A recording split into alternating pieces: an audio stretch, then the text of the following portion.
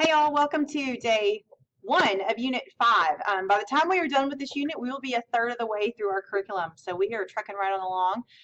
This unit is going to be all about the scientific revolution and the Age of Enlightenment, which are some pretty exciting eras to live through. So let's just jump right on in. Remember that on your notes, let me pull them up here real quick, on that very first page that you're taking, this part right here, whoops, this is all stuff that you're going to do after you have done your notes. So at the end of this video, you're going to go through and you're going to rank the 5 guys that I talk about in this video. You're going to tell me, who do you think was the most important person with their discoveries, and then who do you think is the least important? And you're going to rank them in between 2 here as well. I can't get myself figured out where I'm supposed to be here. Okay, so it's backwards. All right. So you're going to rank your scientists here. The one that you think is the most important, I want you to tell me why you think this person is the most important, okay? And then the same thing for the least important one too. Whoever you rank last, tell me why you put them in those positions, okay? All right, so let's just go ahead and jump right on in to our scientific revolution. So what is it? Well, like I said a minute ago, it's a very exciting era to live in. It lasted for about 200 years, beginning around 1500, and it continued on until about 1700. During this time, there are so many changes that are going on in society. You've got cultural, intellectual, and philosophical shifts that are occurring, anywhere from like thinking that the universe has been divinely created and thinking that, you know, God created it and that God is the explanation for everything. Remember, we're coming out of this whole time of the Middle Ages, into now we're understanding that the world can be understood through science and study and observation. But it's not just the rejection of traditions like we saw in the Renaissance. We're starting to see a whole new era of discovery and development. So let's start with this guy. So science was really not of any great interest to folks during the Renaissance, let alone important. It just was not important to people. There were a few who had dabbled in it here and there, but folks like Da Vinci were certainly not the norm. Not everybody was interested in science like he was. We see the revival of pure science, meaning that people truly want to study science when new developments in astronomy come along. Remember that astronomy is the study of the stars. So this guy, Nicholas Copernicus, okay, his name is not Copernicus. It is Copernicus, Nicholas Copernicus, okay? He is responsible for this new interest. Copernicus was from Poland. He studied planetary motion for over 25 years. And around the year 1510, he began to develop a model of the universe that answered many of the questions that had been unresolved for many, many years.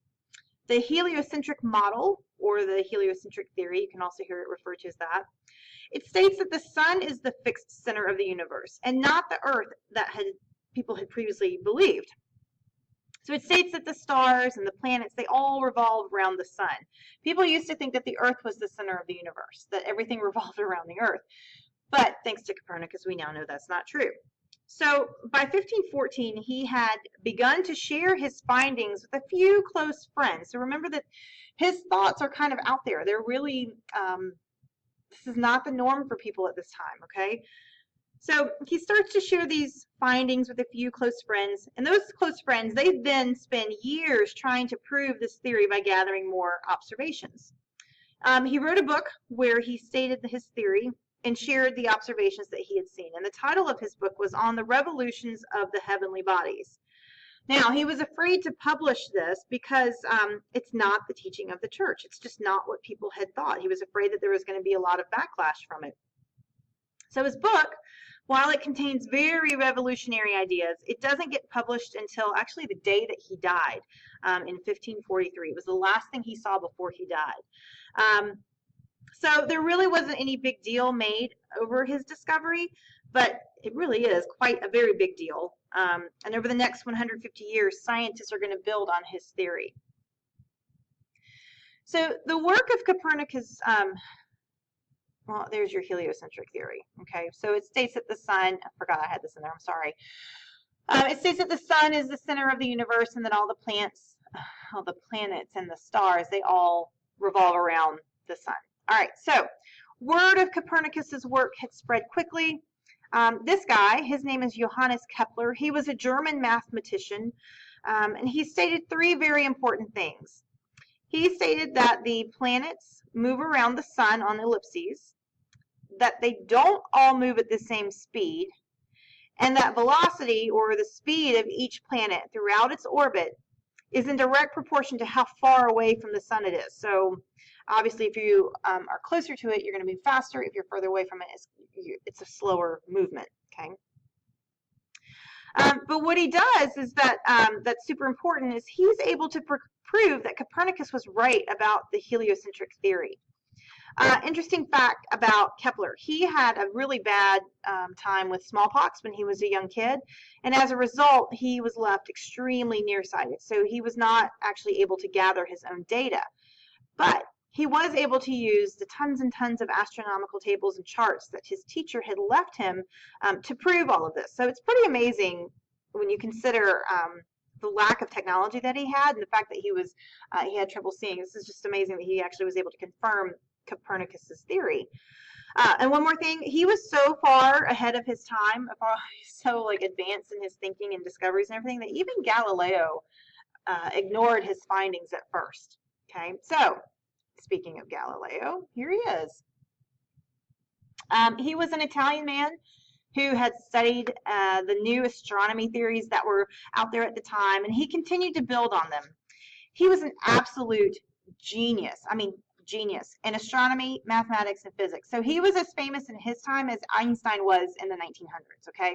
So he was like the rock star of science at that point in time. He built his own telescope in 1609, and within a few short years, within actually less than a year, by 1610, he had published his book, The Starry Messenger, and it stated three things, and he's got some pretty important findings here. So the first thing that it stated was that the moon has a rough surface, okay? People used to think that the moon was just this really smooth surface. It's not, obviously. It's got a rough surface. The second thing that he stated was that there are dark spots on the moon, okay? And the third, and probably the most significant was that he discovered, was that Jupiter has moons, okay? So this totally freaks out both the Protestant and the Catholic churches. Why? Well, it's because Galileo has implied that Scripture has it's got a little wiggle room to it, where science does not. Science you can prove, and all of the theology and the beliefs that people were learning through the church, you couldn't necessarily prove those things. So this really upsets the churches. The church didn't feel that 2,000 years of tradition should be undone just because of one guy's theories that seemed to be a little wackadoodle. So he was warned not to spread any more of his ideas or to spread Copernicanism. This is the belief that Copernicus was right. Try saying that 10 times fast, by the way, Copernicanism. In 1632, Galileo published a book that supported Copernicus. And so in 1633, he found himself in court, and only because he was threatened with torture did he retract his earlier statements, or he recanted. He agreed with the court, and he read aloud a written confession stating that his ideas were wrong, that he was wrong about Copernicus, that he didn't know what he was talking about. And he ends up spending the rest of his life on house arrest until he died in 1642. But just because he was on house arrest doesn't mean that his ideas and thoughts were arrested too. So he continued to spread his ideas and theories. Interesting, it wasn't until 1992 when the Catholic Church acknowledged that Galileo was in fact correct. So hundreds and hundreds of years later, it took that long for them to say, okay, Galileo, you were correct, okay? So that's going to bring us to this guy right here. Okay, Isaac Newton. Isaac Newton, he studied math and physics at Cambridge University, which is in England. And by the time he was 26 years old, he had realized that all physical objects are equally affected by the same forces, okay? His greatest discovery, though, was the law of universal gravitation. And this stated that the same force ruled the motion of the planets and all matter on Earth and in space.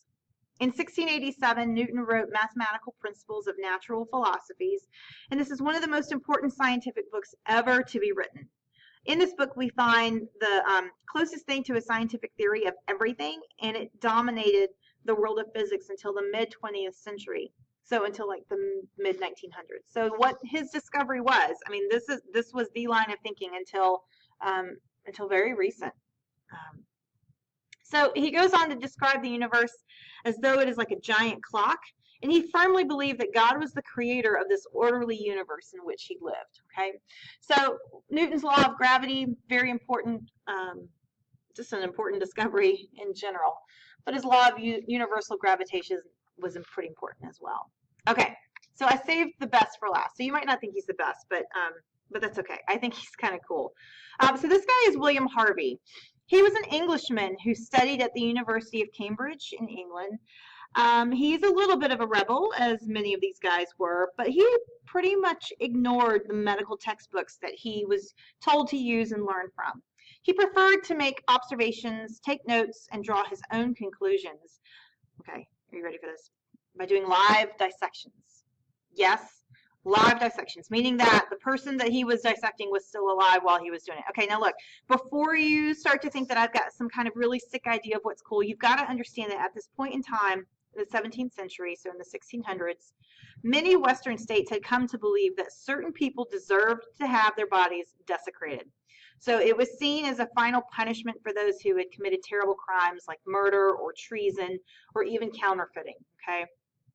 And as a result, these criminals were viewed as being worthless. So because he was doing live dissections to figure out how the body and the organs functioned, his test subjects were often in great pain for an extended period of time. Sometimes it was weeks or even months, okay? So yes, while that sounds incredibly creepy and gross, it's amazing at the same time because of the amount of medical discovery and medical advances that they're able to make because of this. So Harvey published a book in 1628 called The Motion of the Heart. And he was the first to ever, I mean, this is amazing. He was the first to accurately describe how the blood circulated throughout the body, as well as how the heart functions. So, of course, you can imagine that his work was highly criticized, as dissections of the human body, whether it was alive or dead, was not commonly accepted at this time. But I think this guy's pretty amazing because of the medical discovery he makes and the lack of technology that he has available to him at the time. Okay, William Harvey, he ends up dying of a brain hemorrhage when he was 79 years old. All right, so prior to the scientific revolution, Europeans viewed science and magic no differently. It was the same to them. It's not until the 1500s when we start to see scientists beginning to perform experiments and use math to solve all sorts of mysteries. This is the time period when we see the scientific method develop. I know that you're familiar with the scientific method, but let me just run through it real quick with you. It is an objective, logical, and systematic way of collecting empirical data and arriving at reasoned conclusions. And the steps in it are define the problem, review the literature, form a hypothesis, choose a research design, collect the data, analyze the data, and finally present the conclusions. I did not have a spot in your notes for you to write that down. You don't need to know all of the different steps. I'm pretty sure you're, through your classes that you've taken in our sciences, I'm pretty sure you know those steps already. But because of this revolution that has occurred, we are going to see some changes to everyday life occurring. As a result, we're going to start to see improved roads. Okay, roads are going to get much better.